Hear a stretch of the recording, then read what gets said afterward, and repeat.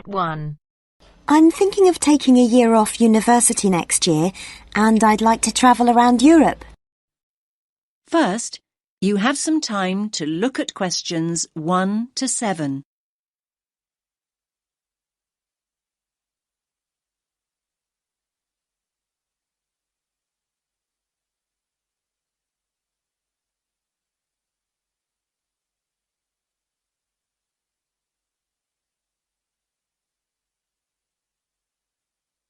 Listen carefully to the first part of the conversation and answer questions 1 to 7.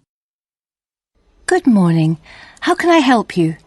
I'm thinking of taking a year off university next year, and I'd like to travel around Europe. OK then. Do you have any idea where you'd like to go? Well, I was thinking of starting in France and then working my way up to Eastern Europe, possibly going as far as Slovakia. Well, there are a number of ways you can do this, and we have various options available. It really depends on your budget and how you'd like to travel. That's just the thing, really. I've just finished my second year at university, so obviously I'd like to do it in as cheap a way as possible.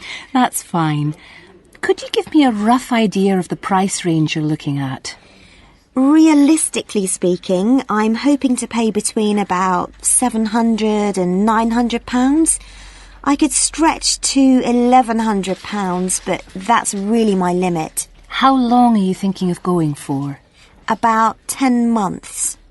To be honest, you'd be better off travelling for about 7 months, if that's your budget. OK, that's not too bad. So, how would you suggest I travel? Well, because of the time limit, I don't think walking is a viable option. Of course, in this day and age, the most convenient way to get around is by flying, particularly if you've got quite a bit you want to see in a short space of time. Saying that, I still think the best way to get around Europe is by train. As a student, you can also get a student rail card, which means cheaper fares. That sounds brilliant. How do I go about getting a rail card? Well, if you decide that's what you want to do, then we can organise that all for you.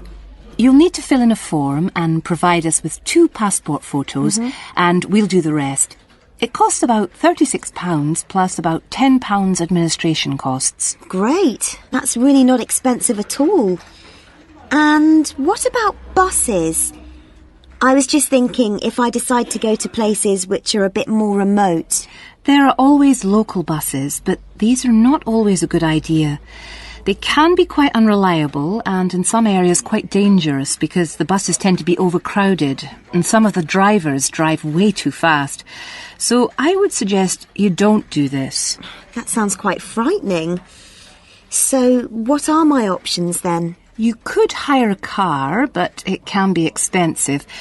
Still, I do think if you're thinking about going to smaller towns and places which are off the beaten track, then hiring a car is by far the better way to do it. You can also look at sharing the costs by hiring a car with someone else. That's a good idea. I guess I could put a message on the internet. You could do that, but don't forget that you meet people when you're travelling, and you'll probably find someone who's going to the same place as you are. That's true. I want to stay in youth hostels, so I'm sure I'll find people who are interested in going to the same places. Oh, one last thing. What about taxis? I was thinking about if I go out at night. I use taxis all the time here. But taxis abroad are a different story. In certain countries, they're no problem, but by and large, taxi fares are high. Oh. If you do go out at night, try walking home, but make sure you don't do this alone. Try and find people to go out with at night or come home at a reasonable time. But if you're staying in youth hostels, you should find plenty of young people to go out with at night. I'm sure I will.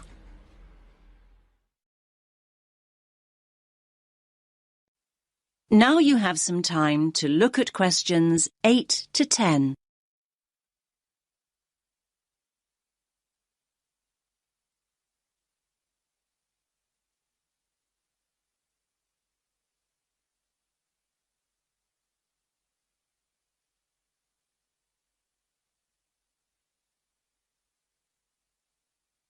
Now listen to the next part of the conversation and answer questions 8 to 10. Now, have you thought about how you'd like to travel to France? Not really, no. There are basically 3 ways. You can go by ferry, which leaves every day and night, or there's the hovercraft, which is more pricey, but will get you there quicker, and, of course, you could fly. Well, I don't think flying is an option for me, as it'll be too expensive. So I suppose I'll choose one of the other 2. It's a pity, really, as I don't fancy the idea of travelling by sea. Last time I did that, I got terribly seasick. Well, you're in luck then, as at the moment there's a special deal on flights to France. Ah. In fact, a plane ticket is now half the price of a ferry ticket, which is usually the cheapest option. That's great. I'll do that then. I much prefer flying anyway. I'll need to get some details off you then. Firstly, how will you be paying? Cash, cheque or credit card? If you pay by cheque, you'll need a cheque guarantee card. I don't have my chequebook with me, so it'll have to be by credit card. Fine, that's no problem. If you could just sign over here, and then we'll have a look at flight times, and I can sort out a youth travel card for you. Fine. Oh, can I use your pen, please? No problem. Now, let's look at times. There is a flight leaving at 9 a.m. and one that leaves half an hour later, or you can choose a later flight at 11:30. No, I think 11:30 is too late, so I think I'd prefer the flight that leaves after 9. I'm not very good at getting up in the morning. No problem. Just give me a moment. Right, that's booked for you. Please remember that if you want to change this, you must give 24 hours notice or you will lose your place.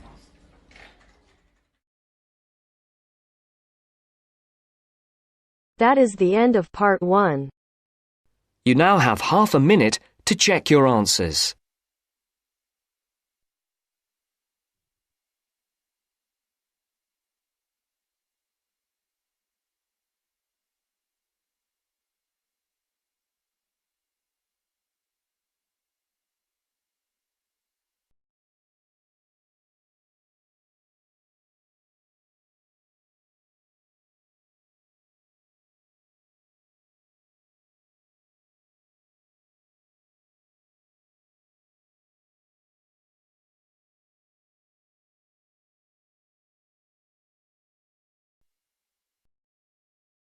Part 2. You will hear part of a local radio program about fighting air pollution in Canadian towns. First, you have some time to look at questions 11 to 14.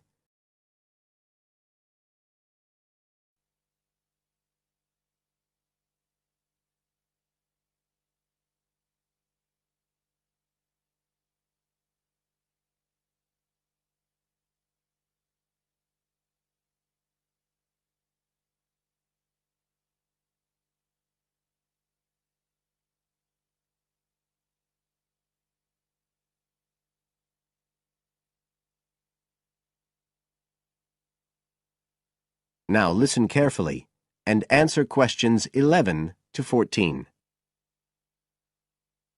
Good morning, folks, and welcome to the Information Roundup on your own local radio station. This is Larry Knowles talking to you this morning on Tuesday, the 25th of May. And the first item coming up is a reminder to you all out there about Canadian Clean Air Day, which is on June 6th.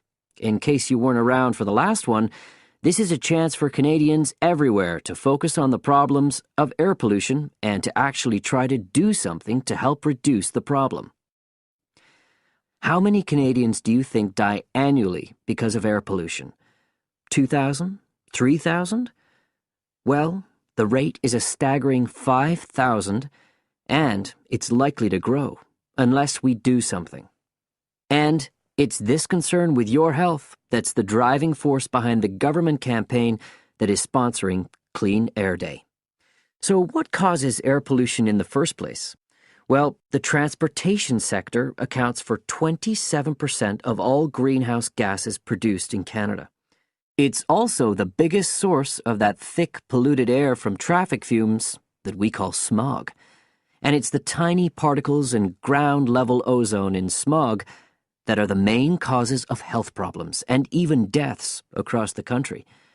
Of course, it's worse in the big cities, but researchers have only recently realized that all you need are low levels of air pollution to seriously damage your health, so we're all at risk. You now have some time to look at questions 15 to 20.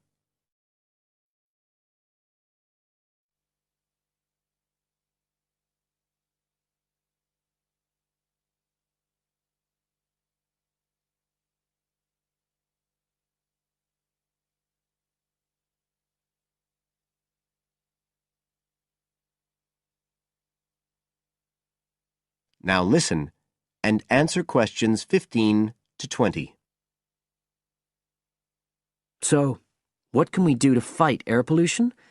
Well, it should be pretty obvious by now that the way we get to and from work every day can have a big impact on the air we breathe. So the easiest action you can take on Clean Air Day is to accept what we call the commuter challenge and get to work on foot or by cycling for a change.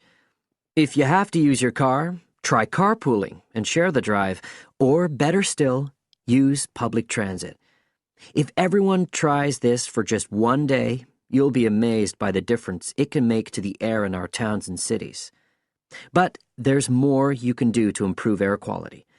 For example, you can plant trees. And if you don't have a garden, then you can do your bit in other ways. For instance, did you know that modern, improved wood stoves can reduce wood smoke by as much as 80 to 90%? So you can make a big difference if you upgrade the appliances you use in your home. The government is also working hard on your behalf to clean up our air. Its priority is to reduce the emissions that cause smog, and they have clear plans to get there. Last year, Canada and the United States agreed to reduce emissions on both sides of the border between the two countries, and they plan to reach their targets in the next few years. The government's also taking action to get cleaner fuels. It's already reduced the sulfur contained in gasoline, and it hopes to reach the reduction target for sulfur in diesel by next year.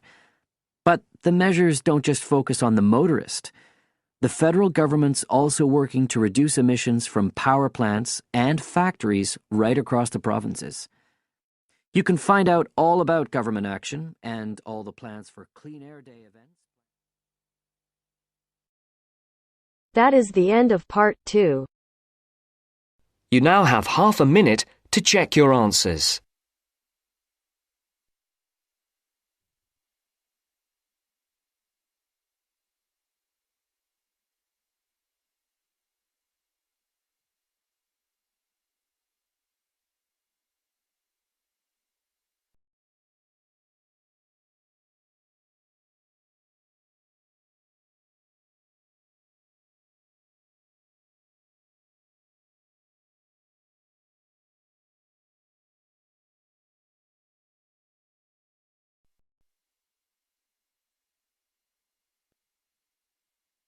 Now turns to part 3. Part 3. You will hear two students discussing the subject of rock art. First, you have some time to look at questions 21 to 27.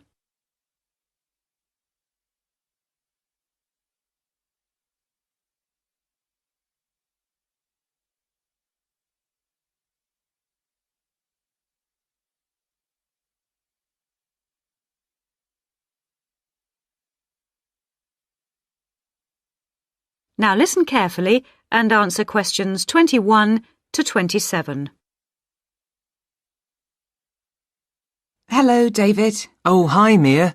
Sorry I'm a bit late. Oh, no problem. Thanks for agreeing to help me with my assignment today. I really needed to go over it with someone. Sure. You were going to talk about European rock art, weren't you? Yes, the rock drawings in the caves of Lascaus in western France. Oh, fantastic. Over 13,000 years old, I believe. What sort of drawings are they? They're drawings of animals on the whole, but you can also find some human representations, as well as some signs. There are roughly 600 drawings at Lascaux. Really? Were they mostly pictures of bulls? Well, no, actually. The animal most depicted was the horse. Have a look at this graph. It shows the distribution of the different animals. You see, first the horse, and then, after that, a sort of prehistoric bull. Oh, OK. That's interesting, isn't it? And the third most commonly drawn creature was the stag. There were some other animals, but these are the main ones. What are the drawings like? I mean, what sort of style? Well, the bulls are depicted very figuratively. They're not very realistic. They're very big by comparison to the other drawings of people and signs. They appear to be almost three-dimensional in some cases, following the contours of the cave walls, but of course they're not. Amazing. Perhaps they felt these animals were the most impressive and needed to be represented like that. Yeah, maybe. The drawings of humans, by contrast, consist of just simple lines, like the stick figures my little sister draws. Perhaps humans were seen as less important. Perhaps. What about the signs? How did they draw them? There doesn't appear to be much evidence of signs, and those that have been found are usually made up of little points. Rather like Aboriginal art from Australia. Yes, something like that, but not as complex, of course. So, apart from the bulls and horses and stags, were there any other creatures depicted? In one or two chambers you do find pictures of fish, but they're quite rare. What sort of size is the cave? It must be quite large to have that many pictures. Well, it's actually a number of interlinking chambers, really. Here's a map showing where the different drawings can be found. Oh, good. Let's have a look at that. The first 20 metres inside the cave slope down very steeply to the first hall in the network. That's called the Great Hall of the Bulls. Here. OK. Then, off to the left, we have the Painted Gallery, which is about 30 metres long and is basically a continuation of this first hall. But further into the cave. Exactly. Then we find a second, lower gallery called the Lateral Passage. This opens off the aisle to the right of the Great Hall of the Bulls. It connects the next chamber with an area known as the Main Gallery. At the end of the Main Gallery is the Chamber of Felines. There are one or two other connecting chambers, but there's no evidence of man having been in these rooms. Before you hear the rest of the discussion, you have some time to look at questions 28 to 30.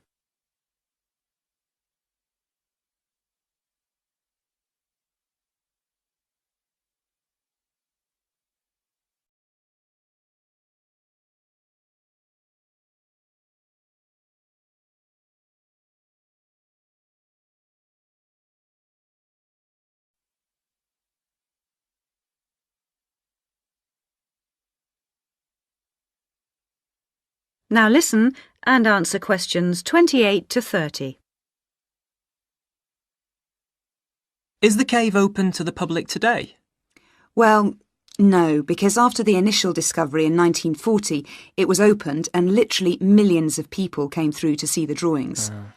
Then, in the 50s, the experts started to worry about the damage being done to the drawings, and the government finally closed the Lascaus cave in 1963. Is that so? It wasn't really the tourists that were doing the harm, but the fact that after thousands of years the cave was suddenly open to the atmosphere, and so bacteria and fungi started to destroy the pictures. You need a special permit to enter the cave now, and very few people can get that, unless they're scientists or have some official status. It's a shame, but I can see that they had to do something to protect the cave. So that means you can no longer see this rock art? Well, not exactly. What they've done is recreate the drawings in a man-made cave, which you can visit. Oh, brilliant. Yeah, the authorities decided to reproduce the two best sections of the site, so they've created a life-size copy of the Hall of the Bulls and of the Painted Gallery. It's just a cement shell, which corresponds in shape to the interior of the original. So now you can visit the caves without actually harming any of the 13,000-year-old paintings.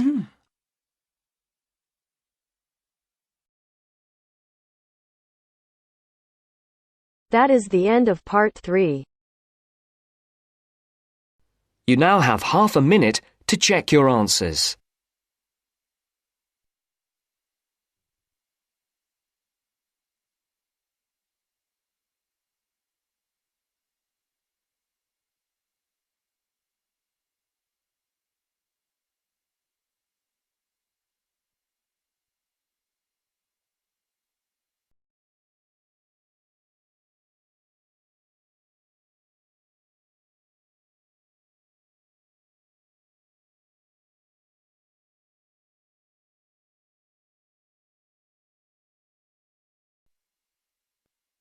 Now turns to Part 4. Part 4. You will hear a presentation by a student about a website she has designed for a supermarket. First, you have some time to look at questions 31 to 40 on pages 113 and 114.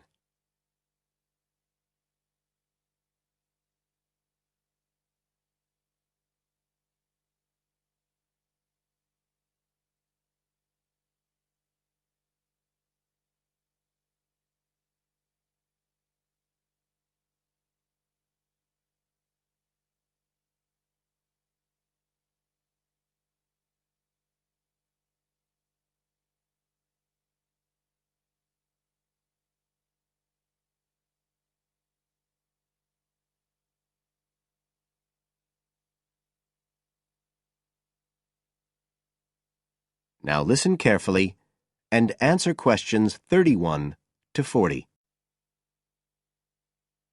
For my website design project, I decided to approach SuperSave supermarkets because I have an evening job at the supermarket, so I already have a slight insight into their organisational goals and workings.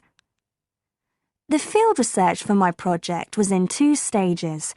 First, I had an interview with Mr. Dunn, who is in charge of SuperSave's customer care department. I discussed the project with him in order to identify the supermarket's requirements. Mr. Dunn said customers are often unwilling to make a face-to-face complaint when they've experienced difficulties with a product or a member of staff or anything related to the supermarket. So he said a website which allowed members of the public to get in touch with the organisation and bring the problem to their attention in a private manner might be very useful, and we agreed that I'd work on this. For the second stage of my research, I devised a questionnaire to put to SuperSave customers. I needed to find out about the customers' experiences of problems together with their attitudes towards making complaints, both directly and indirectly. I used a mixture of closed questions, such as, have you ever experienced a problem at any SuperSave store? And open questions, such as, what would you find helpful about a customer complaint website? I decided to do interviews rather than rely on distribution of the questionnaire, as I felt this was likely to lead to a higher take-up rate. I visited 4 SuperSave stores, 2 in the city centre and 2 in the outskirts, and altogether I interviewed 101 respondents. Then finally, I analysed the results.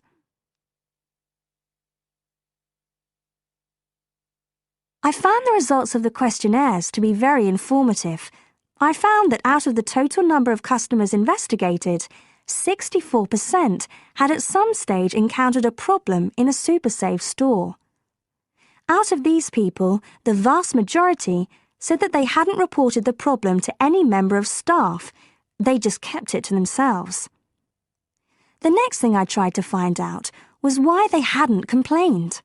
Well, about 25% of the people I interviewed said the reason was that they couldn't be bothered, and a slightly smaller percentage said that they didn't have enough time. But 55% said the reason was that they felt intimidated. I finally asked if they would be more likely to complain if they didn't have to do it face-to-face, and nearly everyone I asked said that they would, 95% to be exact. I then set about designing the website to meet these needs. Once I'd completed the website, I made another appointment with Mr. Dunn to find out what he thought of it. Mr. Dunn said he felt that the pages would benefit his organisation by giving customers a new way of expressing their complaints and by making it easier to collect complaints, identify specific places where service and customer care were not as good as they should be, and act upon them accordingly. SuperSave is already a highly customer-orientated organisation, and he thought our website would be an excellent addition to their customer care effort. This is all well and good, but there still remains the general problem with websites, that there's the lack of access to online computers. Surprisingly, in my survey, I found that 88% of those interviewed had access to the internet, which I felt was quite high. But this access wasn't always direct. For some people, it was through their children and grandchildren and neighbours and so on, rather than being readily available in their own homes. This could prove to be a major drawback to the site, but it is still better to have it now to get the edge over competitors, however slight, and in the very near future, it is expected that almost everyone will have direct access to the internet. Another thing to consider is that at the moment I can only base our conclusions on data gathered from a tiny fraction of the supermarket's customer base. In order to get a better idea of how the site is doing and to see how well I have met my objectives, the site will need to have been up and running for at least a few months. After this time, it'll be possible to see whether or not people are actually using the site and if it's helping to make improvements to their customer service. It would also be interesting to study the effect of the site on staff at the supermarket. Morale could be dented as more complaints come in. Staff may feel they are being unfairly criticised and that there is no need for another way for customers to complain. But also, the site could boost morale by making staff come together to overcome the constructive criticism, and they may gain more job satisfaction by knowing that they are making a difference to the customer. So, overall, I feel my website has met my objectives, but there is scope for improvement and expansion. Are there any questions? That is the end of part 4.